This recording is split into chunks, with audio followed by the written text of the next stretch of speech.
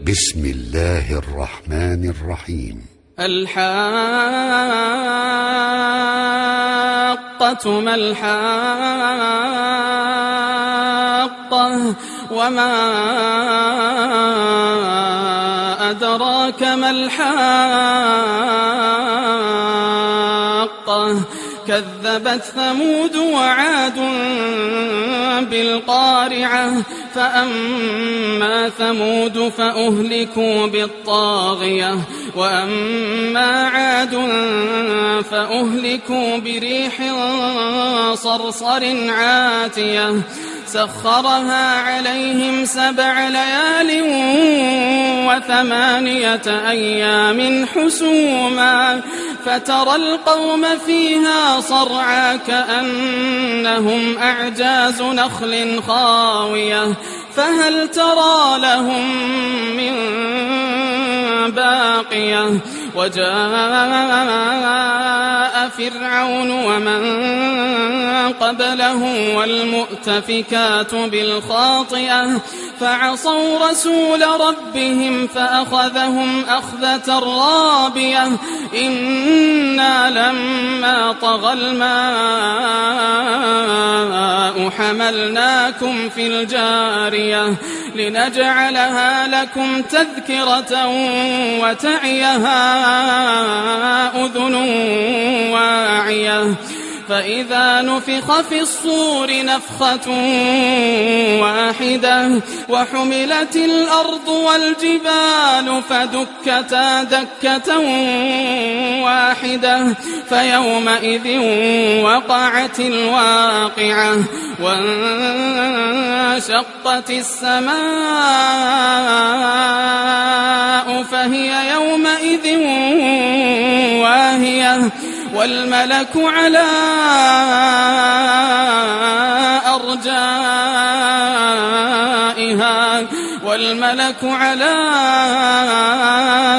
أرجائها ويحمل عرش ربك فوقهم يومئذ 8 يومئذ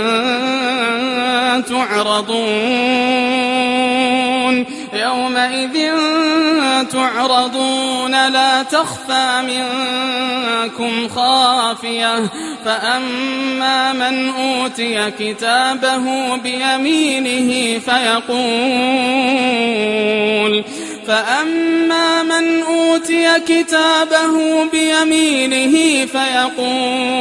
فيقول هاؤم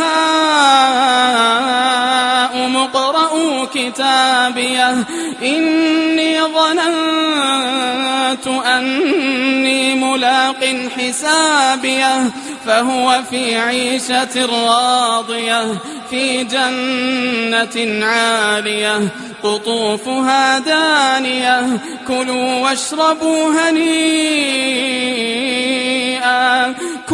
واشربوا هنيئا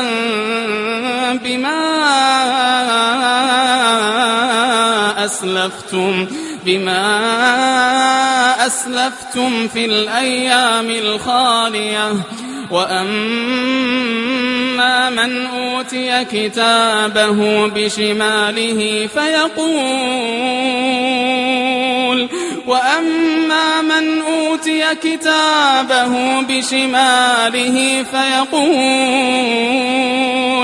فيقول يا ليتني لم أوت كتابيه ولم أدر ما حسابيه يا ليتها كانت القاضية ما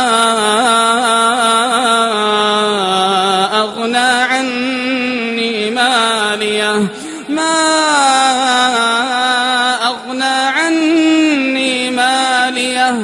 هلك عني سلطانيه خذوه فغلوه ثم الجحيم صلوه ثم في سلسلة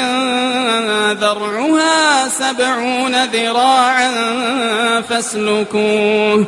إنه كان لا يؤمن بالله العظيم إنه كان لا يؤمن بالله العظيم ولا يحض على طعام المسكين فليس له اليوم هاهنا حميم ولا طعام إلا من غسلين لا يأكله إلا الخاطئون فلا أقسم بما تبصرون وما لا تبصرون إنه لقول رسول كريم وما هو بقول شاعر قليلا ما تؤمنون ولا بقول كاهن قليلا ما تذكرون تنزيل من رب العالمين ولو تقول علينا بعض الأقاويل لأخذنا منه باليمين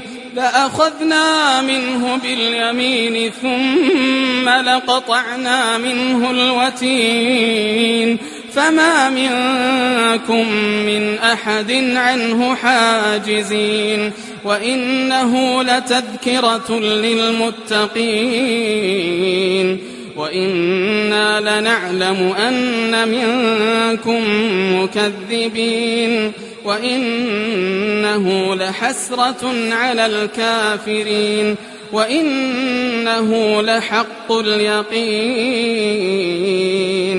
فسبح باسم ربك العظيم. رجاء لا تنسوا الاشتراك في القناة ليصلكم كل جديد، وذلك بالضغط على زر الاشتراك وفعل زر الجرس والضغط على اللايك تشجيعا لنا لنستمر بنشر المزيد إن شاء الله. وإلى اللقاء مع حلقة أخرى.